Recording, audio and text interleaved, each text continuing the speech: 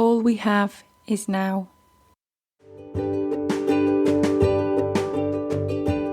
Hello and welcome to Mindfully Thrive with me, your host, Ella Humphreys.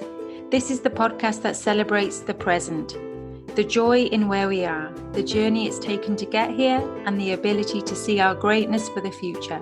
We celebrate female founders, adventure seekers, and creative entrepreneurs who are building their dreams alongside raising babies and any other life commitments that can so easily distract us from the path we truly desire. This is a podcast about coming back to who we are in this life, and that our dreams, goals, and ambitions are valid and possible, while also being a loving and present parent.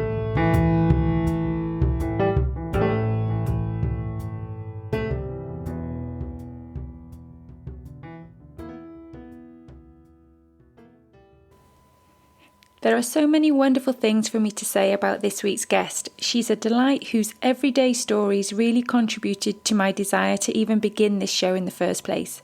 Lauren Derrett is as authentic as they come, honest, and has a heart bursting with so much to give that she's created a product that is now contributing to the healing of our planet. On the eve that Britain went into their first lockdown, Lauren had a launch party for her Wear 'em Out pads. Reusable sanitary pads that are not only kind to the planet, but evidence suggests also far more friendly for the female body. Researching her past for the show gave me goosebumps. I couldn't have been more delighted to discover her varied career and a past rich in self-empowerment because of the opportunities she's experienced along the way to dig deep, learn about herself, and use her limitless potential and passion to create a brand that will, without a doubt, be the leader in its field. So please welcome Lauren to Mindfully Thrive. Hi Lauren, welcome to the show. Hello, thanks for asking me on. So good to have you here. So before we get stuck in, I ask my guests the same 3 questions just to get us started. The first one is, what are you grateful for today? For being able to, I was at my office earlier and at about 1 o'clock, I just thought, do you know what, I'm done today. That's all I've got for you today. And I just managed to, I left Stephanie, who works with us. She said, I'm going home. So I'm very grateful that I'm in a position now to be able to just say, I'm going home. I'm not doing any more than that today. Definitely. So some freedom for you there. Nice. Absolutely. And what does to thrive mean to you? I think it's just to be the best version of yourself. However that looks to you. Some people may be real go-getters and want to throw everything at it and just keep going. For me, that's not what it is. For me, it's just to be the best version of myself today. And whoever she is. Exactly. And what does an ideal morning look like in your life? Oh, rare, but when they do happen, they happen.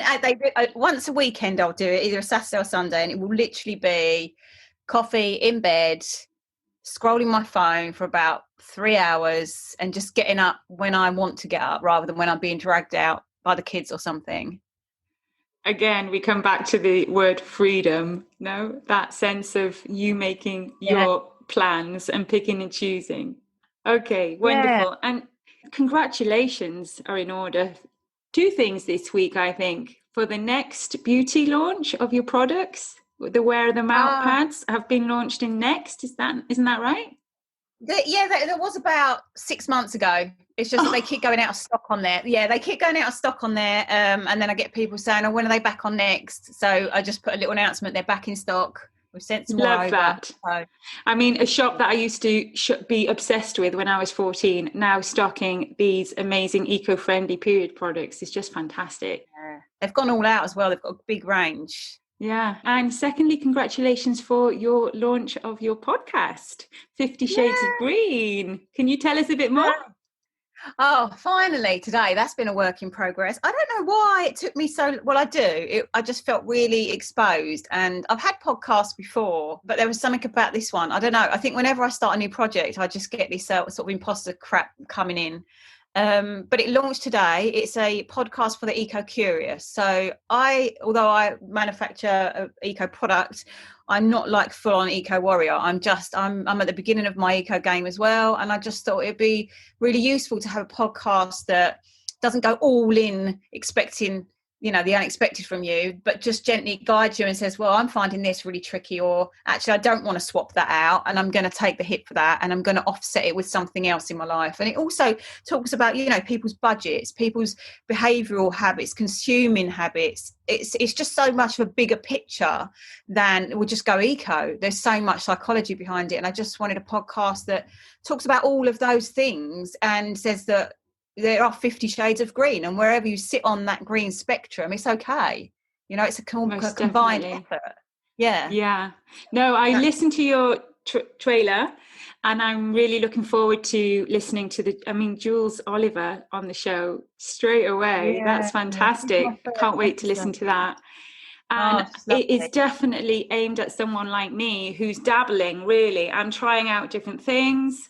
We do our bit with the recycling, but here where I am, we could be doing a lot more. But it's really interesting that you have other people coming on the show to share their views and perspective and how because how I think going. we need to see it, all the green in all of its glorious shades. And Jules Oliver is a really good example of that. I asked her where she sits on the spectrum. She said she sits at 2 or 3. She's quite low down in her journey. But it's about opening up a space where it's okay to say, I'm doing some stuff, but not all of the stuff. And do that without fear of judgment. Because I feel so wide open to judgment, especially with my business, that I could be, and I have been called out plenty of times. And I'm going to own that. It's like, there's nothing wrong with that. So could you share with our listeners what your Wear Them Out pads are all about?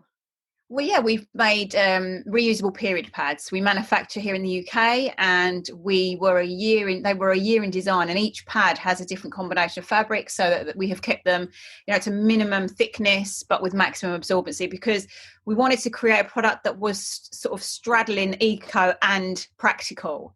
So some people may say, it's not made out of bamboo. Well, it's not, because I wanted to use fabrics that were going to stand up to the job that we have, just carrying on with life whilst having periods. So there is a great offset there. And yes, I haven't used all environmentally friendly materials, which I've made peace with, because it's about the offset of, the life of one of our pads could save one person 792 potentially from going of disposables that will go and sit in landfill for up to 800 years.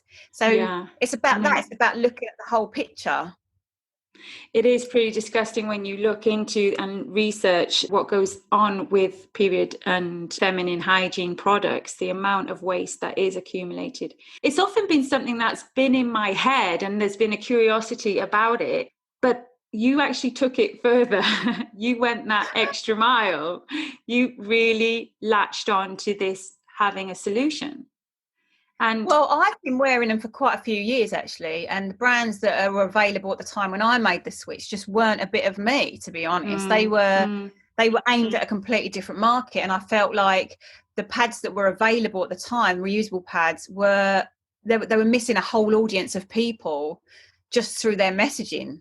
There's so many people, and I see it now all the time with my audience, is that they don't even know this is a viable option for them, because it's never been marketed to them, which is why with the brand and everything, we wanted to make it as mainstream as possible, so we could swoop in on this whole audience and make it an okay thing to do.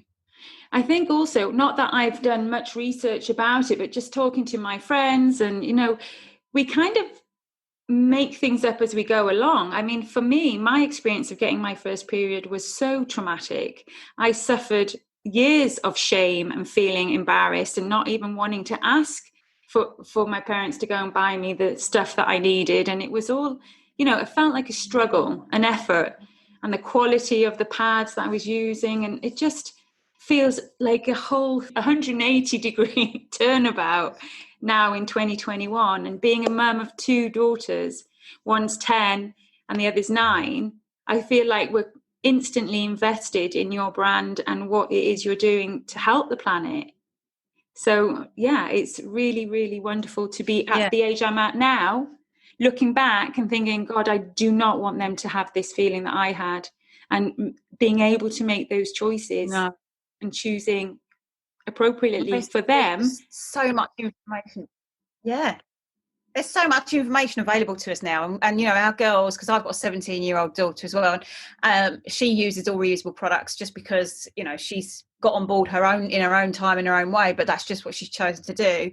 I just think they're in such a grown up in the best time where this body positivity, the dropping any shame, the owning, you know, all of your whole self.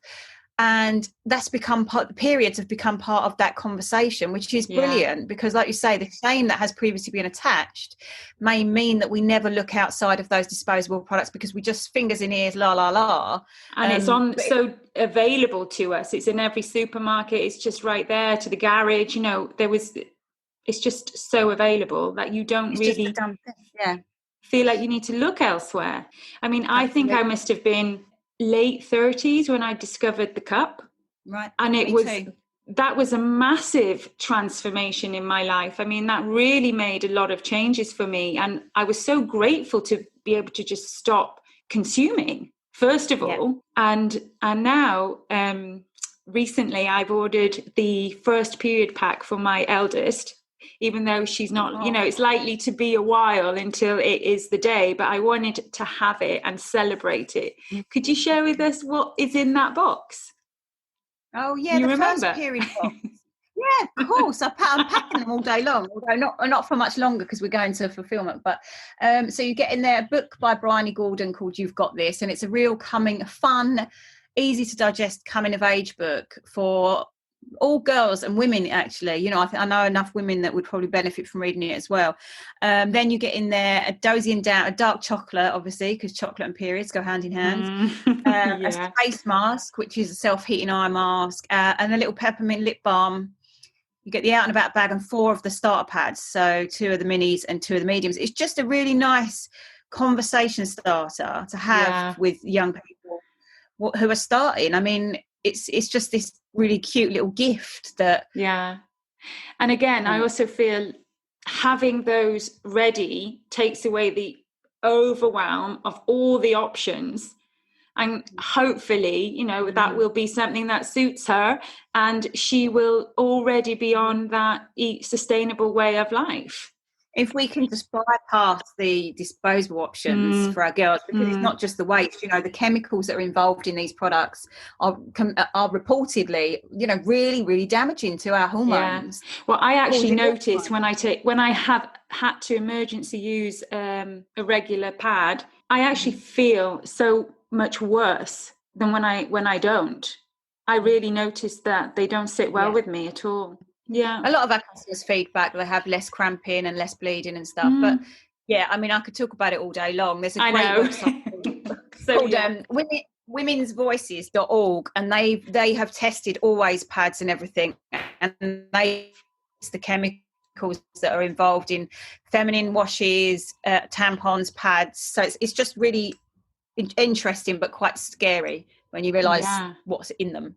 And that the UK there's no legislation in the UK to say that they have to list it on the packets. So we're not told what's in them. No. It's terrifying. Yeah. So you launched Wear Them Out in 2019. Am I correct? I first started the market and the design started then. We actually had a physical launch February 31st of January last year. So we're a year in now. Wow. And doing well? Yeah, busy on the internet. It's doing really well. We stocked in quite a lot of little indie eco stores now. We're obviously stocked at Next Online. We're just going to a fulfillment centre to sort out doing all our packing and everything, because it's growing just really fast, faster than we can accommodate it, actually. So I'm not complaining. But it's going to that next step. Yeah. One step at a time. So how does work and family coexist for you? How do you juggle everything? I mean, I know we're in a little bit of a unique situation, and almost the entire journey of Wear Them Out, you've been in this situation. Yeah, it was the night after our physical launch that we had a party. The next day we went into lockdown. Wow. So it's just been, I've just run a business in lockdown. I don't actually know how I'm going to do it when it's not here, to be honest, Ella, because this is all I know for now. I'm really fortunate, really, really fortunate in that My kids are older now. I've got one 8-year-old still at home, but I've got older kids, so there's a lot of juggling going on past the parcel with this 8-year-old. And my husband, fortunately, he's at home full time anyway. He runs his own business from home, and he also runs my business with me, and he does all the homeschooling, I have to say, because he's much more lucky lady. I tried. Honestly, I think he was more worried about my child when I done it. I done it twice, and I think his concern for that kid was just so strong that he's taken it on. I can't. Listen, I left school at 14. I hate the education system. I'm not interested in academia. I'm one of those fly by the seat of your pants kind of people. So it really rubs me up the wrong way when I'm forced into teaching something I don't stand for. It really doesn't stick with me. Can you give us a bit of a summary of your journey to actually building a business? Did you have prior business knowledge? I left school at 14. I'm the eternal rebel. I left at 16, so not much later. I think I'm the eternal rebel. Yeah, well, we could get along just fine. So I've got no qualifications in anything. I was a hairdresser. I got qualified in that. And I've just kind of bumbled along my whole life, really. But I've had quite a full adult life in that I had 3 children. I was married. Then I got a divorce. Then I got married again. And then it was domestic violence. So I left there. Wow. And then I'm married for a 3rd time now. And we had another son together. So it's been really full, my adult life. I'm like jack of all trades, master of none, it would seem. About when I had Ace, who's 8, I had a doula at the birth, and I loved it, and I became a doula, and then I was a hypnobirth teacher. So that was kind of running my own business because I was self-employed. And then on that, I went on to create a business called The Whole 9 Months, which was subscription boxes for pregnancy, the gestation of pregnancy. And that absolutely smashed and burned with a 10 grand debt. It didn't go well. But I learned everything I learned from that I've brought to this business. You would never say that was a failure. I don't believe in failure. No, perfect. I'm not entertaining the idea of anything being a failure because everything I could have failed leads to the next. School. Oh my God, yeah. And I think if you see anything as a failure, you've already written yourself off. Where can you go from there? How can you grow from that point of I'm just a failure or I've just failed? It's just so, I just won't go there. I would always just say it was a lesson, lessons.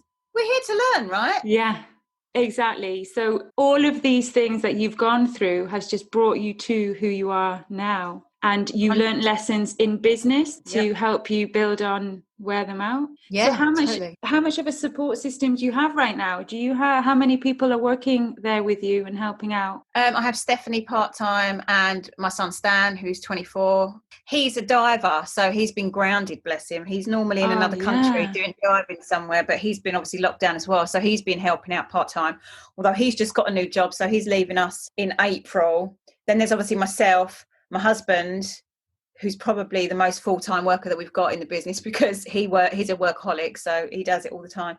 I've got my branding lady. I've got people who help me on the socials. We're just about to start working with a marketing agency. There's lots of people involved in this. I've got a VA who edits my podcast, and I've got a coach. I've just got people supporting me all around because I'm all about asking for help, knowing your limitations. I could probably learn all of those things, but I don't want to, and I don't have the time to, and it's okay to give it to someone who knows what they're doing. Definitely. Did you begin the business with that same support system? Yeah, I think, pretty much we had a designer to design the pads. At the very beginning, we had a designer that designed the pads who sourced the fabrics and who sourced the factory. We're made in the UK. And I had my branding designer. She's been with us from day dot, and we're just releasing a second design, and she's just done that with us. She's been with us from the start, so I felt really supported by her. She's a good friend now, and it's obviously grown in terms of my time is becoming more limited. So therefore, I outsource some. My DMs were unmanageable. So Jill helps with DMs. She posts on the grid. She does at the moment she's doing the Facebook ads and the Facebook interactions and stuff like that. She's been around, since probably for about 10 months. So I've had people around me. I'm really curious about how you visualize this future business that you're now living in when you began it. Did you sit down with your husband and really sort of dream big and plan to go for it as much as you possibly could from the beginning? We decided, when I said I wanted to bring a product out, I had already built a bit of an audience on Instagram. I had another Instagram account previous to this. Did you know it? You're nodding like you know. This girl is enough. Yeah, this girl is enough. Yeah. And I'd written a book, and I'd grown a bit of an audience on Instagram that I knew I wanted to bring a product for them people. And I said, I'm betting all on black. And thankfully, my husband was on board. The vision was that we were going to be the number one selling brand worldwide, and that remains the vision. We invested financially massively ourselves in the beginning. We still haven't taken a penny of wage out of the business. We're just reinvesting all of the time, all the money. So I'm not, sitting on my laurels just yet, because I've got that bigger plan, because I have to keep expanding, because my goal is that we'll be the number one brand. And that takes a huge commitment, emotionally and financially, Yeah, your energy. How do you recharge those batteries? I'm really, really boundaried. And I tell you the biggest lesson, I've been a mum for 25 years. Modelling for your children what strong boundaries look like is one of the most important jobs you can do as a mother. And I stand by that. So I have no shame about the fact that I'll say to my kids, no, not today. I'm not doing that today. Yesterday, like once a month, I will literally be in bed all day long watching junk TV. My kid might be on the Switch all day long. I don't care. I know how important it is for me to replenish. I model boundaries to my children, all their ages. I've got one that's 25, one that's 21, one that's 17, and one that's 8. They all know that I've got boundaries. And that there's an expectation on them as well. Yeah. So I take time out as and when I need it. I used to get burnt out. I don't do that anymore. I'm not a martyr to it. I'm just not going to be a martyr to it. Excellent. That kind of brings us into the perfect moment to do what I call the Inspo Pause. Okay, so it's that time in the show where we draw on some inspiration for those downtime moments where we can unwind. Lauren, what are you currently watching? I've just finished Behind Her Eyes. It's like a British thriller. I love British TV. I'm a big fan of British TV. And I realised halfway through the first episode, I read the book about 2 months ago. I was like, I recognise this. I recognise this story. I love to read. And is it called is it called that? The book as well? It's also called Behind Her Eyes, yeah. I thought I recognised it somewhere. But it was really good, and it didn't let it down. It's a series. Yeah, I think it's 6 episodes. Okay. And what are you reading? Anything? I'm always reading something. I read about a book a month. I'm reading Silka's Journey, which is, if anyone's read The Tattooist of Auschwitz, so he talks about a character in the book called Silka, and then the author went on then to write Silka's Journey, which is the follow-up to it. A bit late to the party, because I was saving it. I got it for Christmas, because I didn't want it in hardback. I was waiting for paperback. But I've started reading that. And I always have a self-help book on the go as well. Yeah. So on my audio, I'm listening to Susie Redding's Self-Care for Tough Times, it's called. That's it.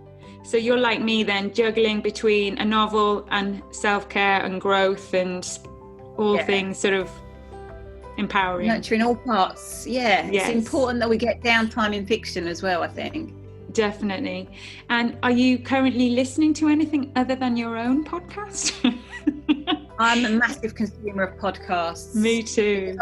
They're just so accessible, aren't they? So you can listen while you're cooking, cleaning. When I'm at work packing, I'll be listening. I love Finding the Funny with Ruth Corden and Ange Corden. That's my go-to every week. For business, I'm listening to Susie Ashworth's podcast, The Limitless Life. Ellie and Anna have issues. I mean, I'm listening to podcasts all day long. Are you someone that has your regulars? Or do you search for a topic and then listen to new stuff? No, well, I have my regulars, but then when someone recommends someone new, then I'll go and check that out as well. Yeah, like me. Yeah, I'm a consumer of information, huge consumer. Hence you creating. I think through consuming, we then become creators because we have that desire to also put it out there. Yeah, and who are you currently following? Favourite, well, Space Masks, obviously. She's my very good friend, Harriet. Is it every single day. That's my nighttime. Yeah, she's someone that I hunt out. I'll be 100% honest with you. I'm not a mass consumer of Instagram, I've got to say. In that I go on, I dump my stuff, and then I'm off. I don't, because Jill runs it mainly for us. I'm not on there very much. I don't like social media. I don't have any personal social media. I don't have any notifications turned on for social media. I'm really not a fan of it. I think it's far too influential. You know, it's far too influential, and I think it dumbs down our own natural instincts and our own natural desires, because all of a sudden you want what they've got. So I'm very mindful. Again, it's boundaries. I'm very mindful about what I do with social media, because I think it can be really damaging. So yeah, I don't really see much of it, to be honest. And for your children, what do you speak to them about that in the same way, or do you allow them to just make their own choices with that? Yeah, to be honest, my two oldest are boys, so they're not really into social media anyway. I'm not sure that boys really are. No. My daughter, she lives and breathes, I think it's Snapchat is the one she's on all the time. They just use it for texting. I mean, I've never used that platform. Yeah. But she's not really that into Instagram. She likes TikTok, but she's very, she really understands the power that it holds and the damage that it can cause. So good. She's quite guarded, yeah. And the last question, what are you currently using, if anything, like an app or a prop or a gadget that you just love? I mean, the Calm app all day long, every day. The what? Calm app. Yeah. Okay. Meditation. That's cool. I use Insight Timer, so it's interesting to hear about another one.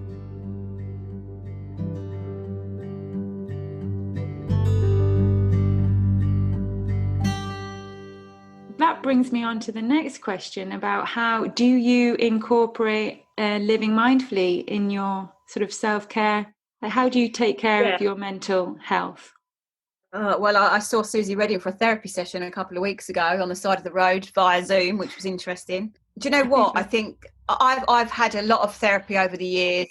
I've had a lot of help with my mental health. And I think looking for the flags, being aware of the flags, and not allowing yourself past that point without reaching out for support of some variant, whether that's friends, family, books, podcasts, therapy, whatever.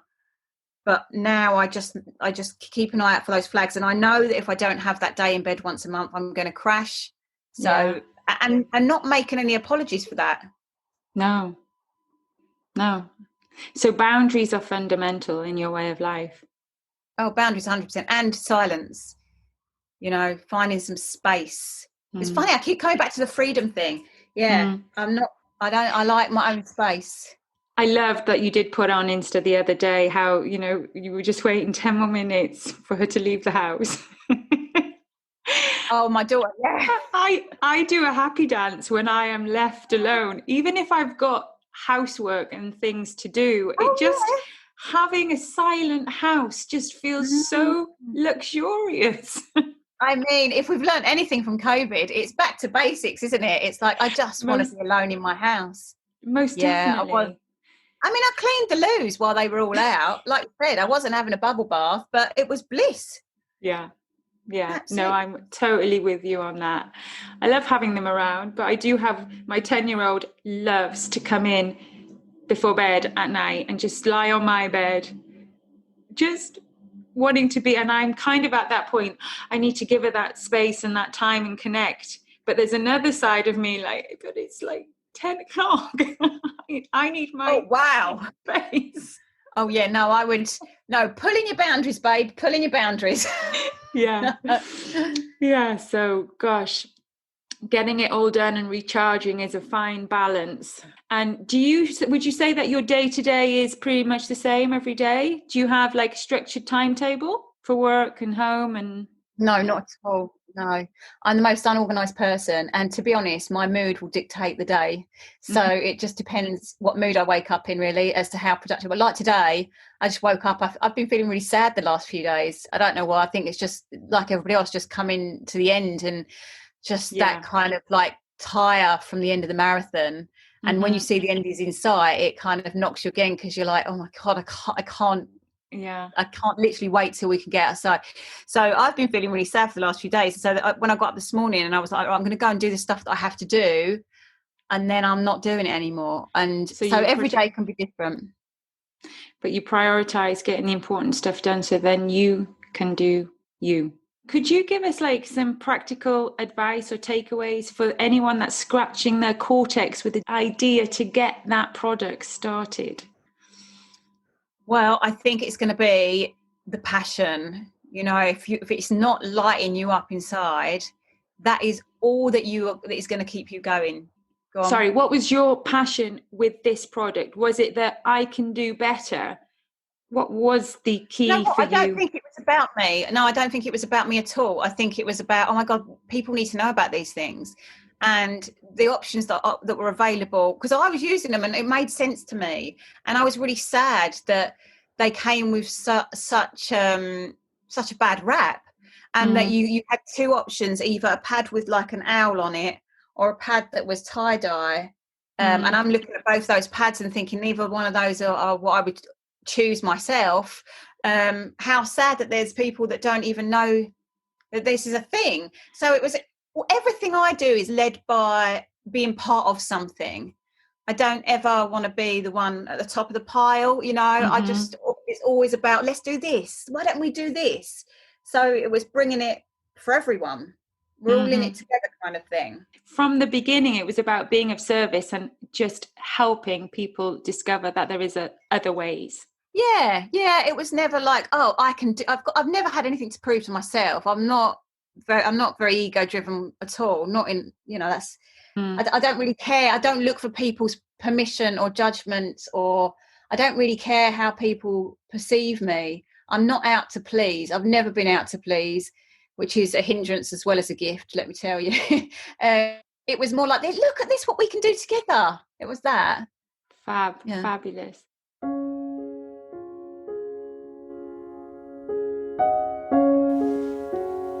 This mindful meditation carries the intention to help you create a state of your own relaxed, more observant, quieter, and calmer mind.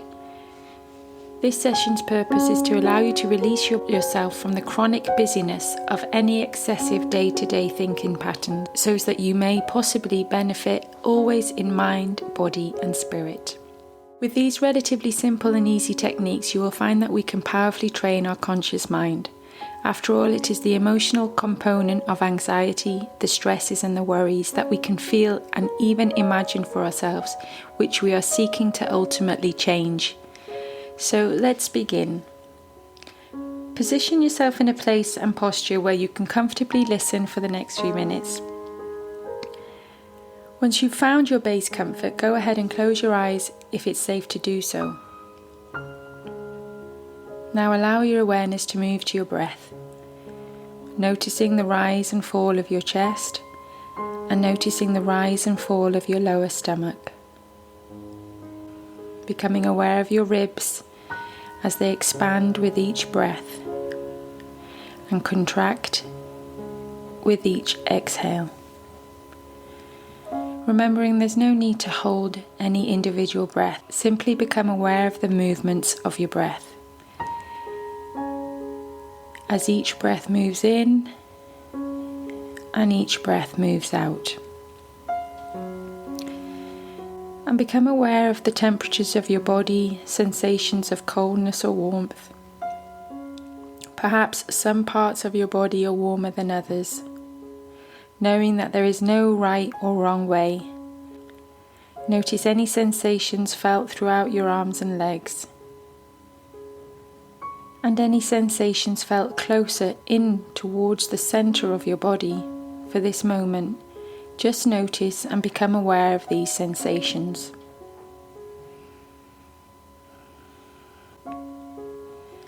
Becoming aware of the resting body's subtle movements, even as you relax.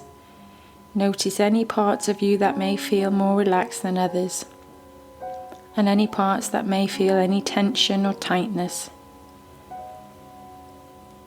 There is no need to force a particular relaxation, because you are simply allowing your mind to accept whatever it notices and observes. As you become more aware of the body functioning automatically, allow it to continue on all by itself from moment to moment. Time here is unfolding at its normal pace. There is no need to rush, no need to be anywhere else at all. As time now is the time for you. Learning about yourself and your own reactions, your own behaviours, and your growing ability to simply observe and accept that you can reset and remain here fully in the present moment. Understanding that this is the way you become anchored positively into the here and now as you continue to breathe. Now, if you wish, you can also choose to slow down your breath only at the moment that is comfortable for you, and you can do this by allowing your very next inhale to become just a little slower, and allow your next out breath to become just a little longer. Comfortably slowing your cycles of breathing, allowing your mind to inform your rhythms of breath in these calming ways. And as you do, notice the pleasant sense of feedback, your own awareness that reflects back to you, becoming aware of how your body can and does naturally respond.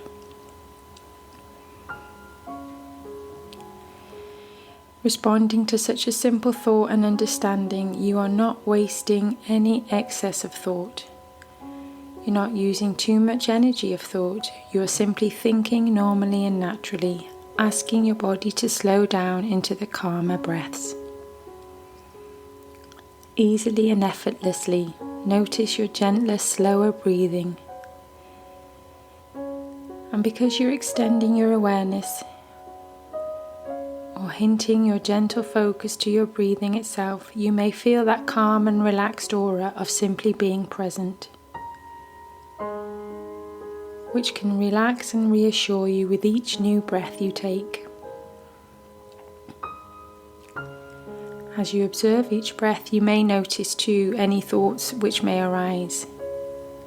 Notice any internal judgments or any evaluations which the mind may want to create. Just observe whatever thoughts you may wish to create.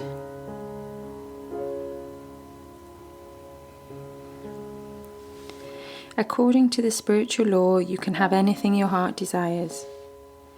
However, if your happiness, sense of security, or feeling of power depends on someone or something in your life, then you are attached to that person or thing, and it is a chain which binds you to a lower frequency and keeps you stuck.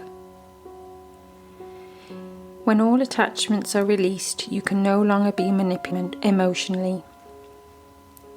This enables you to reclaim your power and be genuine. Free your spirit and that of others. Let go now. You can use the affirmation, I release everyone and everything. My spirit is free. I release everyone and everything. My spirit is free. Coming back to the focus of your breath, allowing yourself to connect back to the body, gently begin to wiggle your fingers and toes.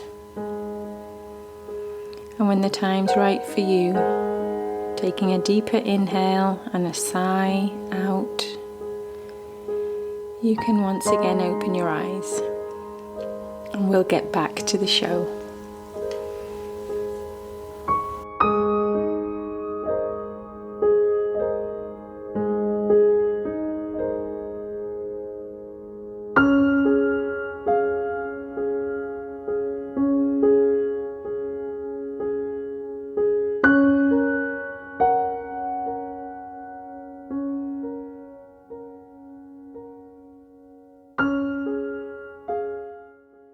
What do you think has been the biggest lesson that you've learned in your business? I think it's okay to say no. I'm getting to the point where I'm having to say no a lot more but because I'm so like community led, that's quite hard for me. And the problem with that is I'm finding as well, the more you say no to things, the more distance you feel from your community. You know, this kind of thing, me talking to you, is still really, really important to me, because it's still having that connection and that communication. The more I say no to things, the more distance I'm becoming, which doesn't feel nice for me. But it's also vital that you do say no and prioritise those things that need to be prioritised. My family has to be prioritised. Right now in lockdown, my business is being prioritised above my family, because it's so challenging right now. And just saying, you know, I'm only going to do those priorities, and making peace with that. Like wanting to do all of the stuff, but making peace with the fact that you can't do all of the stuff. I think in business, because you are pushed to your limits, and every invitation you get could be that thing that's going to explode you to someone else, but you've got to miss some of those opportunities. It's okay. You know? Can I just say, it's because of you guys, Harriet, yourself, Gemma from Motherhood, that I actually ended up creating this podcast in the beginning. Because of that small group of people that I began to follow, and seeing how you were creating a business, it just filled me with so much admiration, because my experience has been teaching my entire life. And so I have been in a box, really. And I just am so inspired by those people that have created product, created something from their own idea. And it just really got to me in lockdown. I felt so much love for you guys and the things that you were doing in the world, and the struggles that you were having, and the balancing of everything.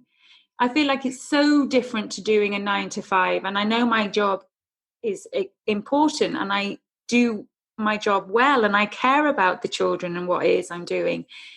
But there's something special about people who create businesses like yours, and just what you're doing for the world as well. So thank you so much for saying yes, because you're welcome. Thank you for asking me. A blessing. So my closing question is, what is that one sort of piece of advice or reminder or statement that you hope your children carry with them forever? I just want them to know that they're here for a reason, and that, you know, there is, I say this to my daughter, she's 17, growing up in this crazy world of conformity and expectation on girls. And I just say to them, you know, like my son going on diving, he went to live in Australia for a year. It's just like, you're here for one time. There is only one of you on this planet. There is no comparison with anybody else, because it's just one of you. And I want them to really own all the opportunities that they've got, if they choose to. You know, he's gone and done what he wanted to do. I know it's not as easy as that, and it sounds really privileged when I say it actually now. I suppose the thing is, I want them to know that they're here for a reason, and they're a special part of this world. And that saying, like, where there's a will, there's a way. Like, if you are really driven to do what it is you want to do, then there will be a way that comes through. In some sense. That slightly worries me a little bit, because I told my son that, and now he's got this expectation of, why can't I just have everything then? You told me I could if I was good, you know, that kind of. To find the way. Yeah, he is. That's his responsibility. That's not your responsibility. Right. I'll tell him. I'll say, Ella told me. I've actually just been teaching mindfulness to the students, class 6, so they're like, oh wow, 11. I teach mindfulness at my school, and my last session with them is all about your thoughts create your reality. You have to dream it to believe, you have to believe it before it happens. You have to set that benchmark. You have to do the things that you love for you. Don't please other people. Like the whole of the lesson. And I feel like that's a gift to share that. Yeah, 100%. And that's why I'm just going to pull you up on that, Ella, because you just said, I'm just a teacher. And I'm like, whoa. You're creating something in humans. I've created a bit of fabric that you put in your pants, babes. You're changing people. And whatever benchmark you put us all on, you get up here and join us, because you're bringing something bloody amazing. Well, this is why, like, the podcast is getting me out of that into speaking up and speaking my truth too. And I It's I'm really excited. special. Excited. Lauren, it's been an absolute treat. Like, it's been such a pleasure to have you on this show. It's a baby show, but it's going to grow really big. It will. Thank you so much. It will, 100%. Oh, you're very welcome, darling. Thank you for asking. This conversation was recorded back on the 1st of March, just over a month ago. Talking to Lauren gave me so much inspiration, and I took some time to reassess some of the things that kept coming up for me. Here are some of the takeaways. Number 1, ownership. Life is not linear. It's here for us to live in all its colours, the highs and the lows. The lows line us up in readiness to savour and appreciate the highs, to recognise the moments of accomplishment, even when we choose to celebrate them by taking a nap. I was thankful to hear that even someone like Lauren, who in my eyes is already really successful, as she's owning her whole self. She also on occasion suffers with imposter syndrome, something I am constantly working on overcoming. It's simple really. If we want to do something great in this world, it requires a certain amount of exposure. And as we expose ourselves, we inevitably create a vulnerable position, open to be criticised and judged by others. But as Lauren speaks, it rings so clearly to me that as you take ownership for your whole self, you no longer need to be available to the ideals and critical opinions of others. Which leads me on to number 2, boundaries. I've also decided to bring clear, defined boundaries into my life, with my family and my work. I set the tone. I tune into my mood more and I adjust accordingly. Reaching out when you notice the red flags. Build a system of support that you know you can reach out to and ask for help when necessary. Take a day in bed once a month to reboot your entire being. Get back to the basics and sit in silence. This brings me to the 3rd takeaway, prioritise. A daily check-in with your mood may make you change your priorities and assess the order you're doing things.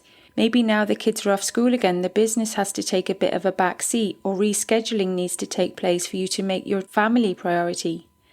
Accepting that once again life isn't linear and allowing shifts and flexibility for others or the business when they need it will be rewarded to you when you also need to give that time back to you. There will be times when you notice that you need to be the priority too. Number 4, passion. This show is for all of those who are lost or looking for their passion. It may take a little while for you to discover what that is. You don't need to get it right out of high school. It's okay to take some risks and try things out. It's only through experience and action that you will move into the passion that gets you excited and jumping out of bed. And even then, there's no guarantee it's going to be every morning. Just for the most part, you live happily and joyfully, knowing that you are on a continuous path of self-discovery. And while you walk the path, notice being the best version of yourself all along the way. If you live this way, make no apologies. All we have is now was the quote Lauren Derrett gave us. There is only ever this moment in time that you can actually make a conscious choice about what you are doing with it, how you are living it. And there is only one of you. You are important. You are necessary. You are unique. However much you don't believe it, there is no denying there is only one of you. I hope you have enjoyed this conversation as much as I have. Something this very conversation did for me was to take me out of my comfort zone. Talking about the intimate experience of menstruation feels liberating. The shame around it has gone, and I'm proud of this conversation. The opportunity for us to create a space to share experiences like this is what Mindfully Thrive is all about. A community where thoughts are shared non-judgmentally. Lauren is a great teacher and advocate for you doing you. She speaks with so much experience of life lived and still so much to offer and create. Her products are fantastic and the brand is so on point. You are going to change the world as soon as you believe in yourself and your dreams. So watch her space as her dreams are coming true as we speak. I know Lauren Derrett preaches, if she can do it, then so can you. So I leave you with those 2 thoughts. All we have is now, and there is only one of you. What are you going to do? Remember, if you have enjoyed this show, please share it with a friend, rate and review it, as that helps me grow the show. I look forward to seeing you next week.